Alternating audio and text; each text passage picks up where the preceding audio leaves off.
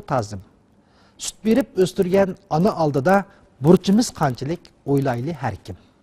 Biz yana anılar bir qo'lda 5 kun tavrasa, yana bir qo'lda dunyoni tavratudu deymiz. Biroq bugun sizlarga so'zlab bermoqchi bo'lgan dilodagi ana zoti qandaq ana? O nima uchun o'z o'g'lini o'ldirdi?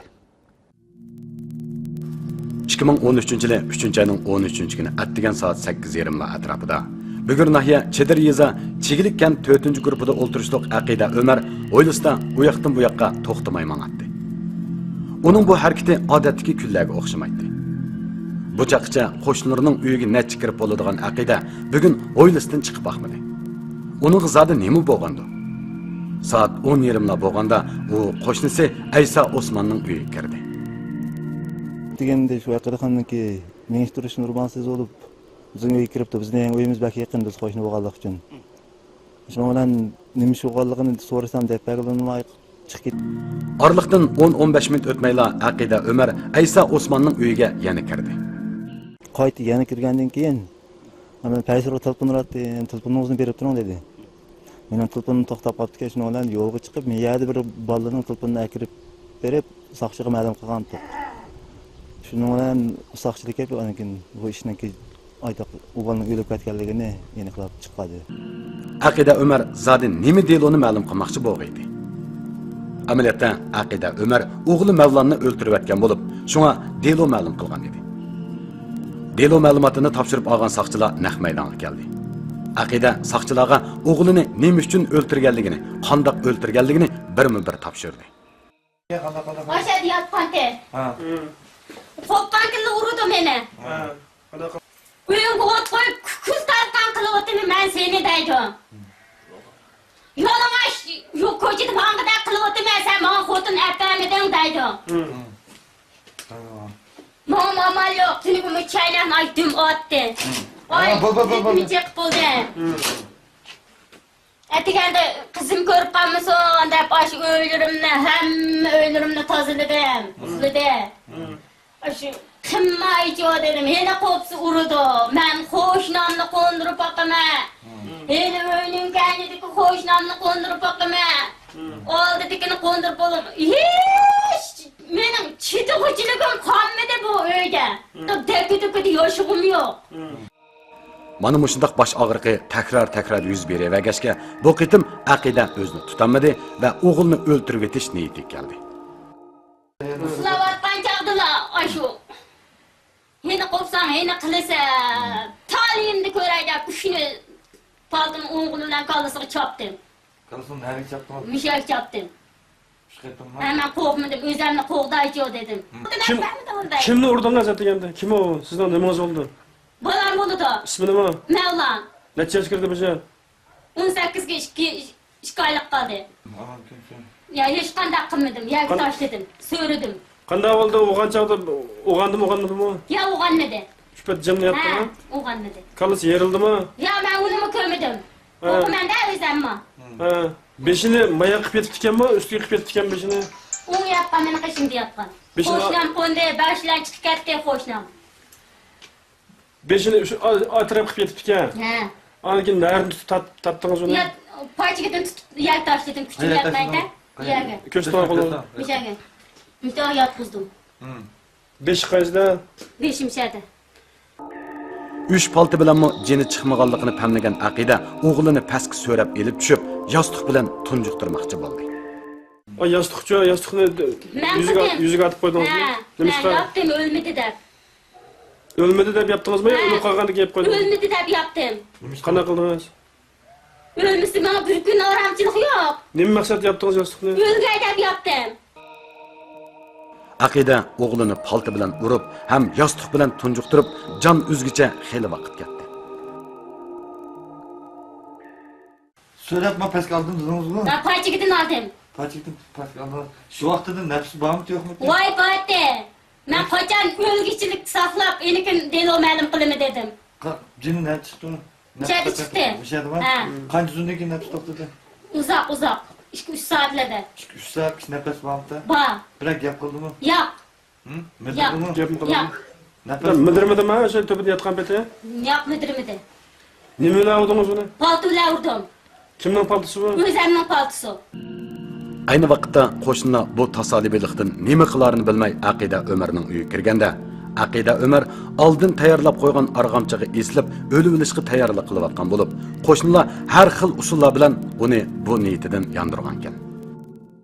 Aşı yeni keçip dedi qo'shnim. Yeni aşı kirib chiqib ketdi meni. O'libamma. Qo'shnimiz qochib ketamdi, ya nima qochib ketdi qo'shnimiz? Men ketkizarim tillab. Sizlar bu ishga aralashmanglar, men o'zim qilgan ishga o'zim egidib. Ahvolni to'liq topshirgan Aqida oxirida soqchilarga mundaq dedi. Men unda qilmaydim, qilg'im yo'q edi, meni majbur qildi bolam. Men qo'shnilarimni qo'ndiribmi yodab ketdim. Qo'shnilarimni qo'ndiribmi yodab ketdim. Dodisimi ketdi qildi qilg'ulug'ini. Nima ish qiladi asoslar? Kim o? Qanday o'g'limiz Mavlon? Hech nima ish qilmaydi, uxlaydi. Qo'psi tillaydi meni. Xotin aptamida uni deydi, balaq gapi yo'q. Shunday qilib ana o'z o'g'lini o'ldirib etdi. Ammo bu dilo bizga nurg'un savollarni tashlab qo'ydi. Ya'ni bu uyda oilaning to'riki bo'lgan dadi bormi yo'q? Bola hadisini to'y qilaman deb onasini qaqshashsa, dadining kari bo'lmaganmidi? Dilodagi qotil hisoblangan aqidaning aqli o'shi joyidimi? Sud uningga qanday jazo berdi? Xo'sh, endi biz bu savollarga javob izlaylik.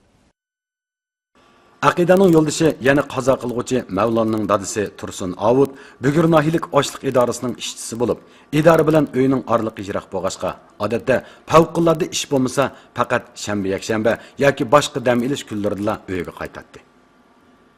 Ularning ikki bolasi bo'lib, biri qazo qilguvchi, yana biri qazo qilguvchining singlisi edi.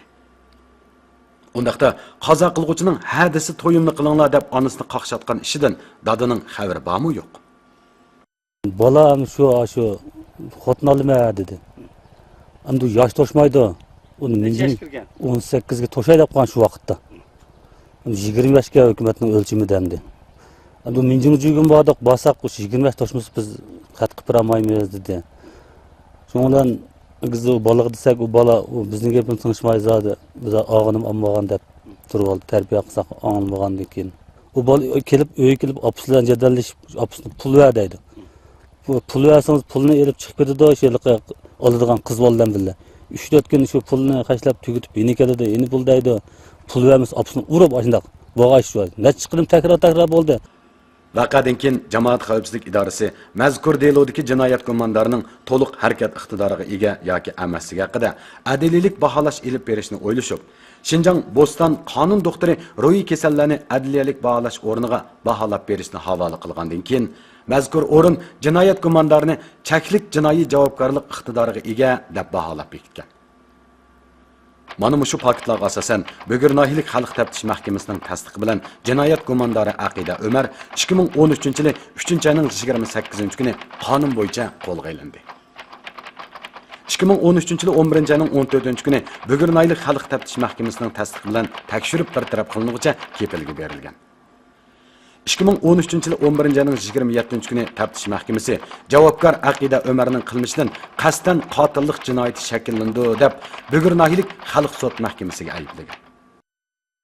Devletimiz Jinoiy ishlar qonunining 232-moddasida qasddan qotillik qilganlarga o'lim jazosi, muddatsiz qamoq jazosi, 10 yildan yuqori muddatli qamoq jazosi berildi. Qilmishi yeniroq bo'lganlarga 3 yildan yuqori 10 yildan tuvan muddatli qamoq jazosi berildi deb belgilangan. Undaqda sud mahkamasi javobgar Aqida Ömerga qanday jazo hukm qila? Qani biz diloning davomini ko'rib boqaylik. Bugur nohilik xalq sud mahkamasi deloga qarab chiqish bosqichida Aqida Ömerning qo'shnilari kollektiv imzo qo'yish shakli orqali Aqidaga qonundagi eng yenik jazo berish, mumkin bo'lsa jinoiy jazodan kechirim qilish to'g'risida iltimos sundi. Aqidaning eri sud ustida yuqorqiga o'xshash fikrini o'tirib qo'ydi. Men gunohsiz deb qarayman endi. Qoldirimmi, ota-onamni kechiryapmiz. Endi barliq shu balada gunoh deb.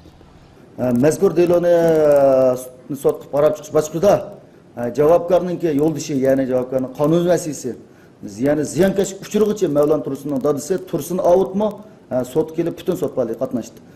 Sud faoliyati ustida fikr bayon qilib mundaq dedi. Mazkur deloningki yuz berishda, ya'ni ayolimningki o'g'limni o'ltirib o'tishida o'g'limdan savalliga deb qarayman. Chunki biz er ayol ikkimiz 3 yil mobaynida o'g'limizga izchil tarbiya qildik. jamiyatda yomon ta'sirlarni o'zi yuqtirib olib, bizning tarbiyamizni qabul qilmadi. Bu oqibatning yuz berishida o'g'limning savaligi bor. Shunga men buningda ayolimninki qilmishiga qarata hech qanday o'chmanlik saqlamayman. Ya o'g'lim o'ziga o'zi bechiq chiqdi deb qarasam bo'ladi.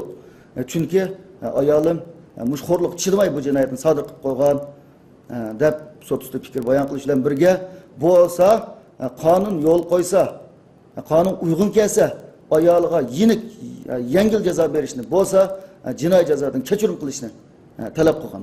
Bizmi ayolni yo'ldoshi, ya'ni bu javobgarning qonun vasiyasi Tursun Ovutninki bu fikri qarta kengashimiz dilo muzokara qilgan vaqtimizda bu taraflarni o'ylashdik. Sud mahkamasi deloni tekshirib ko'rgandan keyin mundaq qaradi. Javobgar Aqida Amarninki boshqalarning hayotlik huquqiga daxl tarz qilib, o'g'li Mavlon Tursunni paltining juldisi bilan urib o'ltirib o'tgan qilmishdan qasddan qotillik jinoyati shakllandi. Deloning paket aniq, dalil isbot to'liq, javobgarmi o'zining qilmishi iqro. Makkamiz jamiyat tartibining tinch, muqim bo'lishiga, fuqarolarning hayotlik huquqininki daxl tarz uchirmasligiga haqiqiy kafolat qilish uchun javobgarga qonun bo'yicha ig'ir jazo berish kerak edi. Biroq deloda javobgar delo sodir qilgandan keyin aktivlik bilan JX o'rinlarga o'zini ma'lum qilganligi. Shundaqla delo yuz berishdan ilgari mushu javobgar Aqida Amar o'z o'g'li, ya'ni zankash kuchurg'ichi Mavlon Tursun tomonidan izchil xo'rlikqa uchrab kelganligi. Delo yuz berishda zankash kuchurg'ichi Mavlon Tursunning savaligi bor taraflarni o'ylash yo'q. Yana bir jihatdan mazkur deloning oila majrosidan kelib chiqqanligi.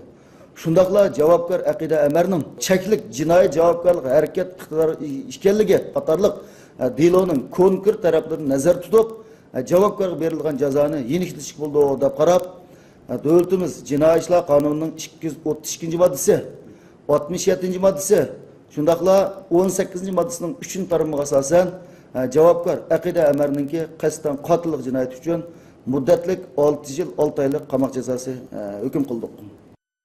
Bundaq hukm qilishning qonuniy asosi mundaq edi. Davlatimiz Jinoiy ishlar qonunining 18-moddasining 3-tarmoqida o'z harakatini anqirish yoki kontrol qilish iqtidorini to'liq yo'qotmagan ruhiy kasallardan jinoyat o'tkazganlar jinoiy javobgarlik tortiladi. Lekin yenik yoki yeniklatib jazo berilsa bo'ladi. 67-moddasida jinoyat o'tkazgandan keyin delosini o'zligidan ma'lum qilib, jinoyatini aynan iqror qilish, o'zini ma'lum qilish bo'ladi. O'zini ma'lum qilgan jinoyatchilarga yenik yoki yeniklatib jazo berilsa bo'ladi. Shunday qilib delodagi javobgar Aqida Amarga qasddan qotillik jinoyati uchun muddatlik 6 yil 6 oylik qamoq jazosi berildi. Bu delo qarda Aqidaning qulum qo'shilari har xil qarashlarni o'ttirib qo'ydi. Bizdan ham ishni bir shay qo'yishni qo'limiz bilgan bo'lg'achqa qilsak qo'yib turib degan umid qilsak u bo'lmay qolib qoldi. Asli qo'yib turayotgan bo'lsa-mu bo'ladi deb o'ylashimiz hamdamimiz. Nima uchun? Chunki endi bir o'pg'onlikdan uni ash bolasining dardini o'zi yetib tatmasa, o'zi har qanday qadam o'z bolasiga o'ltirib qo'ymasligi mumkin. Dedimki, buni qandoqli job bo'laroq, job asosi hukumat uni bizni boshqaradigan bo'lgandan keyin shu yerga ma'lum qiladi desam, bu ayol bu o'zroq shaytoni kuchli kelib ketdim, o'qitim manqalab yetimganligi men uning nima bo'lganligini uqolmadim. Yana bir qismlar qazo qilg'uchining onasini qaqshatganligi, tarbiya basimi o'zgarmaganligi haqida mundaq qarashlarni o'tirib qo'ydi. Bir yil yozish kavazlikda ishlab 15 ming ko'ylak paxt setib qo'ysa, undan shu 10 ming ko'yni 15 kundan ichida yeshilmay hashlab bo'lib yenib kelib. Bosh bolasi. Shunday qilganni oldi. Shak men o'g'lim bilan bir kirdim shak patpat. Men opamga yolma, dadam oyada xizmat qilib sening ish uchun ishlayotgan ekan desa, ha deydi, yo'q demaydi. Hurmatli televizor ko'ruvchilar, bu delo misoldan nimani his qildinglar? Delodagi javobgar onadan nafratlanamdiq yoki uningga yesidoshlik qilamdiq? O'ziningmi onasidanmi beshiga chiqqan eliqi ziyonlanguchidanchu biz uningga ich og'ritishimiz kerakmi? O anasının ruhi halının normal emasligini bilmemliğandı. Bu balını şu koygu silip koygan zadi kim? Bu facianın yüz berişinin aldığını ilişte dada zadi kandak kılış gerek idi. Biz evde bundak facianın kayıtı yüz berişini herkes halmayımız elbette. Menimcha aqlli ko'rurmanlarimiz bu delodan cho'qim ibrat oldi. Programmamizning bugungi sonimiz oxirlashdi. Atki programmamizni ko'rishaylik.